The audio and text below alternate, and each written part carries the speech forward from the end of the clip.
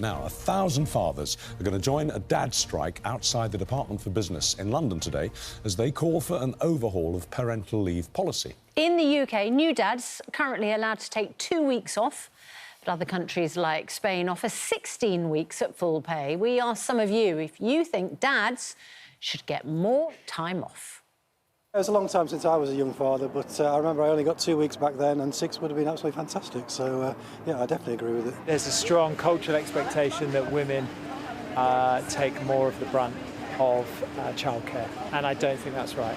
The mother does need a lot more support, so I think, yeah, they should get more. We get a bad rap of not being bonded with kids and fathers not being present, and then we also, it's kind of, give us one, give us something.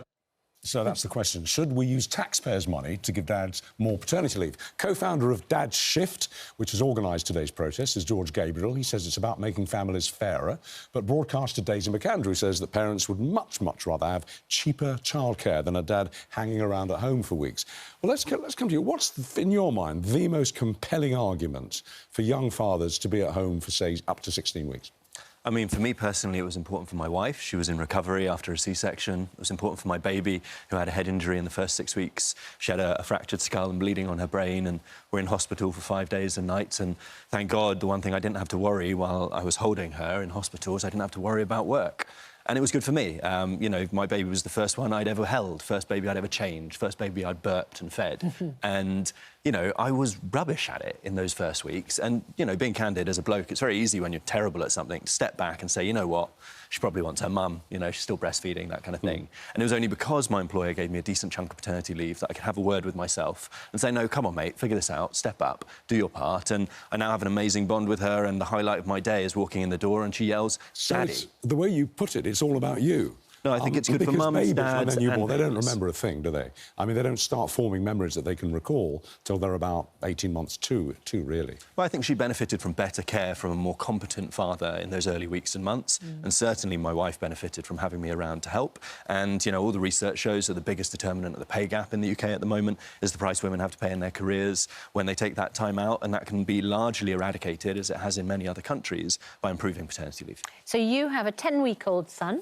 Congratulations. Yeah, and a 2-year-old daughter. That's the situation with George. Daisy, your children are late teens. They're significantly older, yes. And was Dad around a lot at home? Or because I presume paternity leave back then was pretty much non-existent. Look, in an ideal world, we would all like to see men have, paid paternity leave and be around much longer. But it's not an ideal world, and choices have to be made. And it just seems to me this is the wrong choice at a time when we're financially strained as a country, because the thing that I think would make a huge difference to all young parents is cheaper childcare. We have the most expensive childcare in Europe, as well as one of the stingiest paternity leaves. And that's the thing that would really impact more people, particularly people on lower wages, because I don't think this policy will help people who are self-employed, who have 2 jobs, who are on really low income, because they're just not going to be able to take that time off. What about the bonding argument, though, that it's fundamentally psychologically good for the developing baby to have a close bonding relationship with the father? Yes, it is. That's absolutely true. But again, it's going to be the middle-class, wealthier, more educated, white-collar workers who are going to benefit from that bond. So we're going to have even more inequality. Just seems daft to me at a time when we need to put the money into other areas. You obviously had a generous and well-funded employer who could afford to give you the time off and was able to make it work in the business.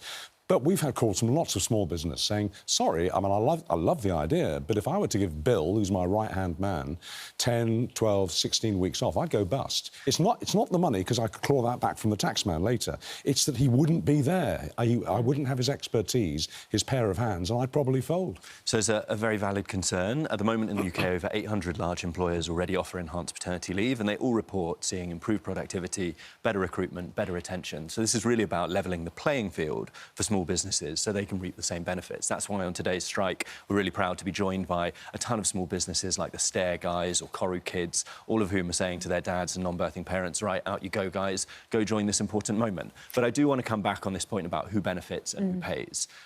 Peer-reviewed research from Joseph Rowntree Foundation shows that giving fathers proper paternity leave boosts the economy by 2.6 billion, and that the vast majority of that benefit is in lower income households. We're calling for self-employed dads to get the same kind of support that that employed dads do, and it's precisely the hardest up families who deserve the support in that early critical George, set of it's weeks. also the take-up, because we have shared parental leave already, where you can mix and match and swap between parents, and there's a 2% take-up of that, which just seems to me that, again, yes, we have an issue, but this isn't necessarily the answer to the problem. It does seem extraordinarily unbalanced, because fathers can get 2 weeks on less than half the minimum wage currently for paternity leave.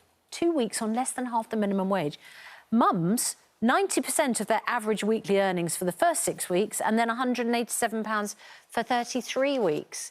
Yes, it's not fair. Of course it's not fair how you look at it, but it's not fair that women have periods, women carry the baby in pregnancy, women give birth, women have third-degree tears, women have hysterectomies, women have menopause. None of that is fair. OK, so it's a biological necessity for mums to get it. It's a luxury for dads to get it. Yeah, I probably wouldn't say luxury, but it's not as necessary. Well, let's see what you think about this. We asked you, should taxpayers foot the bill for dads to get more paternity leave?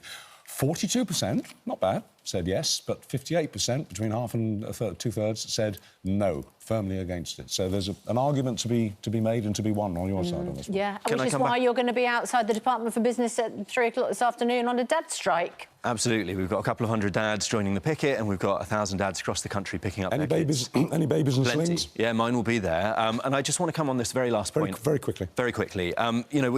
Mums are heroes, but a world of kind of floundering fathers is not going to be a flourishing world for mothers either. That's why we need proper support for the whole family. All right, it's really important. That has to be the last word, I'm afraid. Thank you both very much.